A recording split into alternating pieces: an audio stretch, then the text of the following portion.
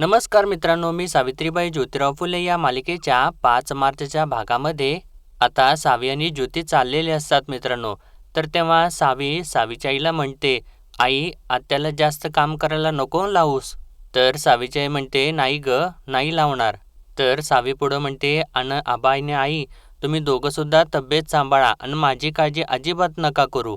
तर पाटीलसुद्धा वय असं म्हणतात. तर सावीची आई तिला सांगते, सावी सगळ्यांशी मिळून मिसळून राहायचं बरं का, कुणालाही दुखवू नकोस हां बाळा.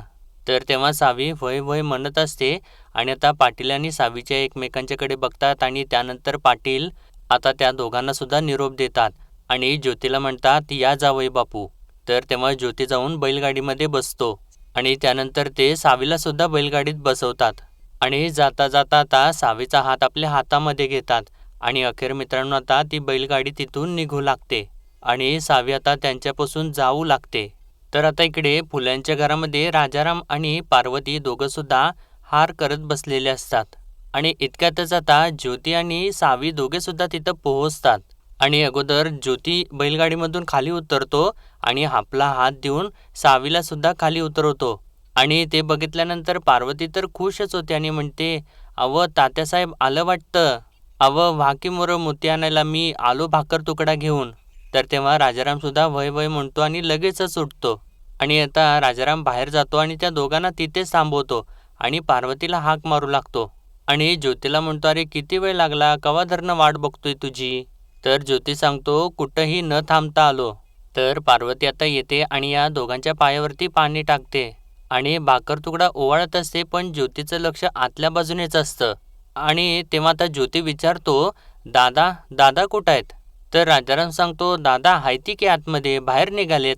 तर त्याची लगबग बघितल्यानंतर सावीला सुद्धा थोडंसं आश्चर्यच वाटत असतं आणि ज्योती लगेच लगेच आतमध्ये निघून जातो आणि राजाराम आणि पार्वतीला सुद्धा आश्चर्य वाटलेलं असतं आणि राजाराम म्हणतो, अरे दादावरती चिडलेला यो गडी दारात पाय ठेवतोय नाही ठेवतो तोपर्यंत दादा कुठं आहेत म्हणून विचारतोय. तर पार्वती विचारते आता सावीले, काय हो जाऊ बाई, जादू केलीस का काय हो. तर राजाराम सुद्धा खुश झालेला असतो आणि म्हणतो, अगं जादूच म्हणायची की. तर सावी म्हणते, मला बी नाही ठावं, मला बी नवलच वाटतंय बघा. तर आता इकडे आतमध्ये दादा बाहेर जायची तयारी करत असतात आणि इतक्यातच ज्योती तिथं येतो आणि ज्यावेळेस आता दादा मागे वळून बघतात तर त्यांना सुद्धा आश्चर्य वाटतं की ज्योतीसमोर आलेला असतो आणि त्यांच्याकडे तो एकदम केविलवाण्या नजरेने बघत असतो. तर दादा आता त्याला विचारतात, कधी आला, आणि परत आपलं तोंड फिरवतात आणि त्यांच्या डोळ्यामध्ये पाणी आलेलं असतं आणि ते विचारतात, त्याच रडव्या आवाजात विचारतात, झालं का समद देवा. तर तेव्हा आता ज्योतीला पाटलांचे शब्द आठवत असतात, तुमच्या वडिलांनी बी जरा समजून घ्या, बापाचं काळीज बाप झाल्याशिवाय कळत नाही. आणि तो विचार आठवल्या मित्रांनो, ज्योती तर चक्क दादांचे पायच धरतो आणि म्हणू लागतो, दादा माझं चुकलं दादा. आणि तो असं बोलत असताना दादांना तर मित्रांनो खूप भरून येतं आणि ते लगेचच ज्योतीच्या डोक्यावरती हात ठेवतात आणि मागे वळून त्याला उठवून उभा करतात आणि लेकरा असं म्हणून त्याला आपल्या जवळच घेतात आणि खूप रडू लागतात. म्हणतात, लेकरा माझंच चुकलं, म्या तुझ्यावरती हात उचलायला नग होता. तर ज्योती म्हणतो, दादा तुम्ही जे सांगितलंय त्याच्या मग काय ना काहीतरी कारण असेलच. तर दादा म्हणतात, होय की कारण होतं देवा पर. तर तेव्हा ज्योती त्यांना थांबवतो आणि म्हणतो, आता म्या ठरवलंय, साळा नाही तर आता मळा कसायचा आणि तुम्ही आराम करायचा. आणि असं म्हणून तो परत दादांचा आशीर्वाद घेतो. तर दादांना तर खूप भरून आलेलं असतं आणि ते रडव्या आवाजातच त्याला आशीर्वाद देत असतात, सुखी राहा. तर इकडे आता पार्वती आणि सावी जे असतात त्या दोघीसुद्धा बैलगाडीतलं सामान खाली उतरवत असतात आणि ज्योतीची आई समोर आणून ठेवतात. तर तेव्हा ज्योतीची आई म्हणते, किती गांडली बुती. तर तेव्हा पार्वती म्हणते, अव पाटलाच्या लेकीची बुती आहे, एवढ्या दुरड्या तर येणारच की. तर तेव्हा ज्योतीची आई थोडीशी नाराजच असते. तर सावी म्हणते, अन सासूबाई आई अजून देत होती, तरी लाडू सजोऱ्या कापण्या आपल्यासाठी अलग दिलंय. तर तेव्हा ज्योतीची आई म्हणते, काय बाई तरी कशाला करायचं येईन बाईंनी एवढं. आणि त्यानंतर पार्वतीला म्हणते, पारू बायकासनी निरोप दे, संध्याकाळी सुनबाईंची बुती सोडवायला बोलवले म्हणाव. तर पार्वतीसुद्धा वय म्हणते आणि सावीला म्हणते, पण जाऊबाई या बुतीनं तात्यासाहेबांची बुद्धी मात्र चांगली झाली बरं. तर तेव्हा ज्योतीची आईसुद्धा तिच्याकडे बघत असते. तर पार्वती तिला सांगते, वय तर मळ्यात निघालेत मळ्यात तात्यासाहेब. तर ज्योतीची आई म्हणते वय तर नशीबच माझं. तर पार्वती म्हणते वय तर तात्यासाहेबांच्या डोक्यातून हे खूळ जाईल असं वाटलं नव्हतं. आता एका जीवानं काम करता येईल. तर सावीसुद्धा मनातल्या मनात म्हणते पण एवढा बदल कसा काय झाला. तर इतक्यातच मित्रांनो इकडे बाहेर एक इसम तिथं येतो आणि दादांना राम राम करतो. तर तेव्हा ज्योतिसुद्धा तिथं असतो आणि राजारामसुद्धा तिथं असतो. तर तो सांगतो म्या शेनू सुतार. तर त्याला बघितल्यानंतर राजाराम म्हणतो शेनू तात्या तुम्ही. अहो तुम्ही तर ओळखूच येईना की. आणि त्याला बघितल्यानंतर सर्वजण खुशच होतात. तर तेव्हा दादासुद्धा पुढं होतात आणि म्हणतात अरे शेनू, अरे काय रे असं म्हणून त्याला खालून वरपर्यंत बघू लागतात आणि म्हणतात मखमलीचा कुर्ता, जरीचं दुटांगी धोतार, कोशा फेटा, अरे पालखीच तेवढी बाकी असं म्हणून ते हसत असतात. तर तेव्हा शेणू सुतार सुद्धा हसू लागतो. तर दादा विचारतात पर आज काय खास. तर शेणू सुतार सांगतो दादा आम्हाला नातू झाला. देवानं माझ्या लेकीचं चांगलं केलं आणि हे त्याचं पेढं असं म्हणून तो दादांच्या हातात पेढे देतो. तर तेव्हा दादा म्हणतात बर बर बर आणि आलायस तर आता गुळ पाणी घेऊन जा. तर तेव्हा शेणू सुतार म्हणतो अहो नको दादा, जवळच्यासनी आणि कुळासनी पेढं द्यायचेत, समजा दिस जाईल. तर दादा म्हणतात अरे एवढी गोड वार्ता दिल्या, गोड पाणी दिल्याशिवाय सोडतोय वय म्या. आणि त्यानंतर सावीला हाक मारतात धाकल्या सुनबाई अहो गुळ पाणी घेऊन या. आणि त्यानंतर शेणू सुतारला विचारतात बरं धंदा काय म्हणतो या. तर शेणू सुतार सांगतो पार दिवाळच्यानं चांगलं चाललंय बघा, गाडी कशी बी चालवू द्या पर म्या बनवलेल्या चाकाला डग नाही बघा. तर दादा म्हणतात अरे एवढ्या कष्टानं विद्या मिळवलीस देवा, बापाचं नाव काढलंस हा, असं ते म्हणत असतात. तर तेव्हा ज्योती आता पाणी घ्यायसाठी पुढे येतो सावीच्या हातातून आणि पहिल्यांदा गुळाचा खडा घेऊन शेणू सुताराला देतो. तर इतक्यातच राजाराम म्हणतो शेणू तात्या आमचा बी नांगर मोडलाय बघा की तेवढं जरा. तर तेव्हा शेणू सुतार म्हणतो वय वय उद्या येतो की, पहिलं काम गोविंददादाचं. तर तेव्हा त्या दादा सावीची ओळख करून देतात त्याला, म्हणतात बरं शेणू या आमच्या धाकल्या सूनबाई, ज्योतीची बायको सावित्री. तर तेव्हा सावीसुद्धा आता पुढं जाते आणि त्यांचा आशीर्वाद घेते आणि ते दोघेसुद्धा एकदमच आशीर्वाद घेतात. तर तेव्हा शेणू सुतार अष्टपुत्र सौभाग्यवती भव असा आशीर्वाद देतो आणि दादांचा निरोप घेऊन तिथून तो निघून जातो आता. तर तेव्हा राजाराम ज्योतीला म्हणतो बघितलं का शेणू तात्याला, अरे नुसत्या सुतारकीवर करवटी काट्याचं धोतर नेसून आलाय, अरे असलं धोतर बघायला बी मिळत नाही कुठं, म्हणून म्हणतोय की धंद्यात लक्ष घाल, उद्यापासनं जाऊ मळ्यात. तर ज्योती म्हणतो बरं ठीक आहे आणि दादांना म्हणतो बरं दादा म्या महागणपतीच्या देवळात हिशोब घ्यायला जातो. तर तेव्हा दादा म्हणतात पर ज्योती अरे कारकून आहेत की, ते जातील 2 दिवसानं हिशोबाला. तर तेव्हा ज्योती म्हणतो बघा मी आता लक्ष घालतोय तर तुमचंही असं. तर तेव्हा दादा आणि राजाराम दोघेसुद्धा मोठ्याने हसू लागतात. तर दादा आता हसत हसत म्हणतात बर बाबा जा आणि हो जाताना सुनबाईसनी बी घेऊन जावा, त्यांचं बी दर्शन होईल. आणि पांडुरंगाला हातच जोडतात, म्हणतात पांडुरंगा आणखीन काय पाहिजे देवा. आणि हे सगळं करत असताना ज्योतीसुद्धा खूप खुश असतो. आणि त्यानंतर मित्रांनो आता हे दोघेसुद्धा जोडीने महागणपतीचा दर्शनासाठी जात असतात आणि बाजारपेठेतून जात असताना सावी तर इकडे तिकडे खूप आनंदाने सगळं बघत असते आणि ज्योती सगळी काही माहिती तिला सांगत असतो. तर सावी म्हणते अव केवढं मोठं आहे हो पुणं. तर तेव्हा ज्योती म्हणतो पेशव्यांचं राज्य होतं, सरदार फौजा हत्ती घोडं उंट असायचीत, गर्दी आणि गर्दाळ समदाच भरणा बसायचा. आणि थोडं पुढं येऊन ते थांबतात आणि सावीचं लक्ष समोरच असलेल्या घोड्यांच्याकडे जातं आणि ती ज्योतीला म्हणते अव इथं जनावरांना पाणी पिण्यासाठी हौद आहे, किती छान आहे ना. तर तेव्हा ज्योती म्हणतो मग पुणं आहे हे.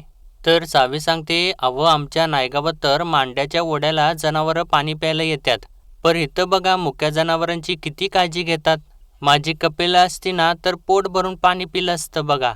तर तेव्हा ज्योती तिला म्हणतो बघ आता गायची शेपूट सोड आणि माझं बोट धर. तर सावी हसते आणि म्हणते काय म्हणालात तुमचं बोट धरू, चांगलंच दिसताय की. तर ज्योती म्हणतो अगं गर्दी असत्या बोळ्यात. आणि त्यानंतर आता ते दोघे सुद्धा पुढे चालू लागतात. तर पुढे जात असताना सावी विचारते अव महागणपतीचं मंदिर कुठं आलं व. तर ज्योती म्हणतो तुला माहिती तरी आहे का. तर सावी म्हणते मला आहे की माहिती, डोल्या मारुती, जिलेब्या मारुती, उंटाड्या मारुती आणि गजबा गणपती. आणि असं ती बोलत असताना ज्योतीला तर धक्काच बसतो आणि तो धक्क्याने थांबतो आणि मागे वळून तिला विचारतो, तुला कसं माहिती? तर सावी म्हणते, मला आऊंनी सांगितलं होतं. शिवाय लाल महाल, शनिवार वाडा, विश्रामबाग वाडा हे समज मला रमाने सांगितलं. बराबर ना? तर तेव्हा ज्योती म्हणतो, होय, पर म्या तुला हे नाही वेगळं पुन्हा दाखवणार आहे. आणि असं म्हणून ते परत आता दोघे पुढे चालू लागतात. तर इतक्यातच समोर सावीला काहीतरी दिसतं आणि ती ज्योतीला म्हणते, अहो ते बघा, दिवसा मशाली पेटवल्यात. आणि विचारते, कोण आहे व ते? तर तेव्हा ज्योती सांगतो, ते महापंडित आहेत. तर तेव्हा सावी तर तोंडावर हातच घेते आणि म्हणते, बाई, हे महापंडित काय आंधळं आहेत का? नाही म्हणजे एवढा लक्क उजेड आहे, ते मशाल लावून चालल्यात. यांचं तेल खराब नाही होत का? तर तेव्हा ज्योती सांगतो, अगं पेशव्यांनी त्यांना तो पालखीचा आणि दिवसा मशाली लावून फिरण्याचा मान दिलाय. प्रकांड पंडित आहेत, मोठे शास्त्री आहेत, वादविवाद करत फिरत असतात, पर अजून त्यासनी कोणी बी हरवलं नाही. तर तेव्हा सावी विचारते, अव पर त्यासनी तेल कोण देतं? तर ज्योती सांगतो, 12 गावांचं इनाम बक्षीस मिळालंय त्यासनी. तर ते ऐकल्यानंतर सावी तर खुशच होते.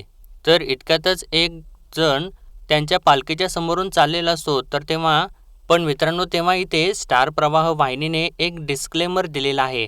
कार्यक्रमातील कालखंड हा 19व्या शतकातील असल्याने त्या काळातील प्रचलित असलेल्या अनिष्ट प्रथा परंपरा केवळ ऐतिहासिक वास्तवांच्यावरतीच प्रकाशझोत टाकण्यासाठी दर्शवल्या गेल्या आहेत. कोणत्याही समाजाचा अवमान करण्याचा किंवा त्याला कलंकित करण्याचा सदर वाहिनीचा हेतू नाही. तसेच अशा घातक सामाजिक रूढी अथवा प्रथांचे वाहिनी समर्थन करत नाही किंवा त्यांना प्रोत्साहन सुद्धा देत नाही.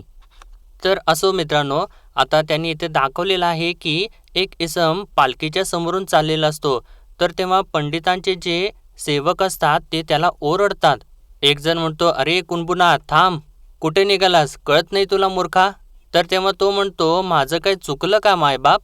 तर तेव्हा दुसरा सेवक ओरडतो, अरे मूर्ख माणसा, दिसत नाही का तुला? महापंडितांची पालखी निघालीये आणि तू समोरून आलास. अरे थांबला असतास तर मेला असतास का रे? तर तेव्हा तो इसम म्हणतो, मला लांब जायचंय.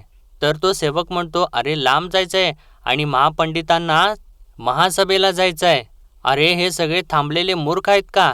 अपशकुन केलास ना रे तू? आणि मित्रांनो, चक्क तो काठी घेतो आणि त्याला जोरजोराने मारूच लागतो. तर तेव्हा तो इसम खाली कोसळतो आणि नको नको अशी दयेची भीक मागत असतो. आणि ते बघत असताना ज्योतीला आणि सावीला तर खूप मोठा धक्का बसतो. तर तो इसम ओरडत असतो, अहो गरीबाला नका मारू. तर तेव्हा तो सेवक म्हणत असतो, मारा मारा त्याला, अजून मारा. पुण्यात फिरताना 10 वेळा विचार करा मूर्खांनो. तर तो इसम म्हणत असतो, अहो मला माझी वांगी घेऊ द्या, तो वांगी घेऊ द्यात. तर तेव्हा तो सेवक म्हणतो, वांगी काय घेऊ द्यात, निघ इथून. अरे केवढं मोठं पाप केलंयस तू. अरे देव पण तुला माफ करणार नाही. आणि त्यानंतर तो त्याची पडलेली वांगी सुद्धा पायाने चिरडून टाकत असतो. आणि ते बघत असताना इकडे ज्योतीला तर खूप राग येत असतो आणि वाईट सुद्धा वाटत असतं. तर त्यानंतर आता ज्योती आणि सावी परत पुढे जाऊ लागतात. तर सावीला पुढं 2 माणसं दिसतात. तर सावी विचारते, अव ते काय आहे? तर ज्योती सांगतो, ती महार लोक आहेत. तर सावी विचारते, पर ते असं उन्हात का उभे आहेत? तर ज्योती म्हणतो, कारण त्यासनी सावलीत उभा राहायची परवानगी नाही आहे. तर सावी म्हणते, अव पर असं किती वेळ उभं राहतील? तर ज्योती सांगतो, सूर्य डोक्यावर यायची वाट बघतात ती. मग त्यांची सावली त्यांच्याच पायावर पडेल. मग ती बाकीची कामं उरकत्याल. म्हणजे त्यांची सावली कुणाच्या अंगावर पडणार नाही, कुणाला इटाळ नाही होणार. तर सावी परत विचारते, अव पण त्यांच्या गळ्यात मडकं का बांधले? नाही म्हणजे आमच्या इकडं पाण्याने भरलेलं मडकं डोक्यावर घेतात. तर ज्योती सांगतो, सावित्री, त्यांच्या गळ्यात मडकं बांधलेत ते त्यासनी थुंकण्यासाठी. आणि ते ऐकल्यानंतर सावीला तर खूप मोठा धक्का बसतो आणि ती काय असं म्हणते आणि म्हणते, त्यात थुंकायचं? तर ज्योती म्हणतो, व्हय, त्यासनी रस्त्यावर थुंकायची परवानगी नाही आहे. रस्त्याला इटाळ होतो त्याचा. शास्त्री पंडितांच्या चपलाला ती थुंकी लागली तर अनर्थ होईल नव. तर ते ऐकत असताना सावीला तर धक्क्यावरती धक्के बसत असतात. आणि त्यानंतर ती विचारते, अव पर त्यांच्या पायाच्या मागं ते खराटा का बांधलाय? तर ज्योती सांगतो, ते रस्त्यावर त्यांच्या अशुभ पायांचे ठसे उमटू नयेत म्हणून बांधलेले आहेत. तर सावी म्हणते, अव पर ते काटेरी खराटा आहेत की. तर तेव्हा ज्योतीला सुद्धा ते सांगत असताना खूप त्रास होत असतो आणि सावीला सुद्धा ते बघत असताना खूप त्रास होत असतो. आणि त्यानंतर ज्योती आता चल असं म्हणून सावीला पुढे घेऊन जाऊ लागतो. तर त्यानंतर ज्योती आणि सावी एका मोठ्या वाड्याच्या समोर पोहोचतात. तर तेव्हा सावी विचारते, हेच का महागणपतीचं मंदिर? तर तेव्हा ज्योती सांगतो, नाही, हा गंगाधर शास्त्रींचा वाडा आहे. पुण्यातली बरीच मंदिरं यांच्या अखत्यारीत आहेत. कोणत्या मंदिरात कोणतं कीर्तन, कुठे महाप्रसाद, कुठे फुलांची आरास, एकादशी, चतुर्थी यांच्या सल्ल्याने होतात आणि यांचे समदे हिशोब त्यांच्याकडे असतात. थांब, शास्त्री बुवा आहेत का नाहीत विचारूया. तर तेव्हा सावी म्हणते, पर नायगावात तर बटू शास्त्रींना निरोप पाठवला, किती येतात आबांना भेटायला. तर तेव्हा ज्योती हसू लागतो आणि म्हणतो, पण आम्ही पाटील नाही ना. आणि म्हणतो, थांब, शास्त्री बुवा आहेत का नाहीत विचारूया. तर इतक्यातच समोर लाकडं तोडत असलेला इसम जो असतो तो वरच्या दिशेने बघून आवाज काढू लागतो. तर तेव्हा सावी विचारते, मुका आहे का हा माणूस? तर तेव्हा ज्योती म्हणतो, व्हय, त्याचं नाव किसन आहे, पण पुण्यात त्याला शास्त्र्यांचा मुका म्हणून ओळखतात. आंबेलवड्याजवळ घर आहे त्याचं. तर इतक्यातच वरून एकटी बाई येते आणि त्याच्याकडे बघून त्याला ओरडते, म्हणते, काय रे, जीव चाललाय का तुझा? कशाला ओरडतोयस? तर तेव्हा तो मुका जो असतो तो इशाऱ्याने पाणी मागू लागतो. तर तेव्हा ती बाई म्हणते, एक लाकूड फोडलं नाहीस तोवर लगेच पाणी हवाय वय. आणि त्यानंतर तिचं लक्ष ज्योतीकडे जातं. तर तेव्हा ज्योती लगेचच तिला नमस्कार करतो आणि तेव्हा ती बाई विचारते, काय रे, कोण तू? तर तेव्हा ज्योती म्हणतो, म्या गोविंदमाळ्याचा ज्योती आहे. तर तेव्हा त्या विचारतात, काय काम आहे? आत्ता लग्न झालं वय तुझं?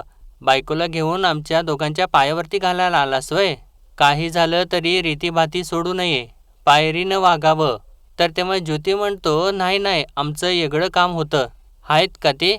तर तेव्हा असं त्यानं विचारल्यानंतर त्या बाई म्हणतात, महागणपतीच्या मंदिरात भेटतील.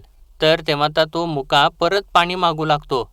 तर तेव्हा त्या बाई परत त्याला म्हणतात, वय, देते पाणी, ये परत सारी. तर तो लगेचच मागच्या बाजूला जाऊ लागतो. आणि तेव्हा ज्योती आणि सावी त्याच्याकडेच बघत असतात. तर तेव्हा त्या गंगाधर शास्त्रींच्या ज्या बायको असतात त्या आतमधून त्याच्यासाठी पाईपमधून पाणी सोडतात आणि हा मुका असतो तो लांब उभा राहूनच पाणी पिऊ लागतो. आणि तो ओंजळीनं पाणी पित असलेलं बघून सावीला तर त्या गोष्टीचं आश्चर्यच वाटतं आणि ती विचारते, हे असं का? तर तेव्हा ज्योती सांगतो, तो कुणबी आहे, ब्राह्मणांच्या घरी असंच पाणी देतात. आणि आता सावीला तो क्षण आठवतो ज्यावेळेस ती येत असताना तिने बघितलेलं असतं की घोड्यांना हौद बांधलेला असतो पाण्याचा. तर सावी म्हणते, मला तर पुण्याचं काहीच कळत नाहीये. तर ज्योती म्हणतो, का, काय झालं? तर सावी म्हणते, जनावरांना पिण्यासाठी पाण्याचे हौद आहेत, पर माणसांना पाणी पिण्यासाठी भीक मागावी लागतेय. आणि सावीनं असं म्हटल्यानंतर ज्योतीसुद्धा निशब्दच झालेला असतो. तर मित्रांनो, आजच्या भागामध्ये एवढंच आणि पुढील भागामध्ये आपण पाहणार आहोत. आता हा शेनू सुतार गंगाधर शास्त्रींच्याकडे पेढे द्यायसाठी आलेला असतो आणि तेव्हा गंगाधर शास्त्री त्याच्याकडे बघतात आणि म्हणतात, जरीकाठीचं धोतर, मखमली कुर्ता, कोशा पटका याचा हिशोब तर करावाच लागेल. आणि त्यानंतर ते त्याला पकडून आणायला सांगतात. आणि ते जेव्हा इकडं दादांना कळतं तर तेव्हा दादा म्हणतात, जरीकाठीचं दुटांगी धोतर नेसलं म्हणून एवढी मोठी सजा. तर तेव्हा ज्योती म्हणतो, पर तुम्हासनी ह्यो अन्याय मान्य आहे? तर तेव्हा दादा म्हणतात, पर कोण बदलणार आहे देवा हे? तर तेव्हा ज्योती म्हणतो, त्याचं उत्तर शिकल्याशिवाय सापडणार नाहीये दादा. आणि त्यानंतर म्हणजे ज्योतीनं असं म्हटल्यानंतर दादा तर रागारागा तिथून निघूनच जातात. तर त्यानंतर रात्री ज्योती सावीला म्हणतो, समधीजण मूग गिळून गप बसतात ना, म्हणून या असं लोकांचं फावतं.